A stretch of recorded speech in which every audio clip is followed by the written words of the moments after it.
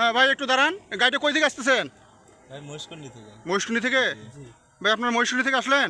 না, আমি টাঙ্গাইল বাজার থেকে আসছি। ও আচ্ছা, কি নাম আপনার? কি নাম ভাই? আমার নাম শুকুর স্যার। এই ব্যাগ আপনার? জি স্যার। কি আছে ব্যাগে ভাই? গাঁজা আছে স্যার। কি আছে? গাঁজা। গাঁজা? জি। এই দেখেন তো ভাই, দেখেন তো ব্যাগটা চেক করেন তো। দেখেন থেকে। আপনি কি এটা কোথাও নিয়ে যাচ্ছিলেন নাকি খাওয়ার জন্য নাকি?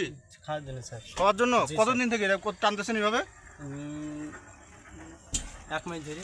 1 মাস থেকে এইভাবে ব্যবসা করতেছেন? জি স্যার। নাম কি আপনার? শুকুর স্যার। পিতার নাম? গেদু। গ্রাম? গ্রাম পাকুড়িয়া। তারপরে পোস্ট থানা বলেন?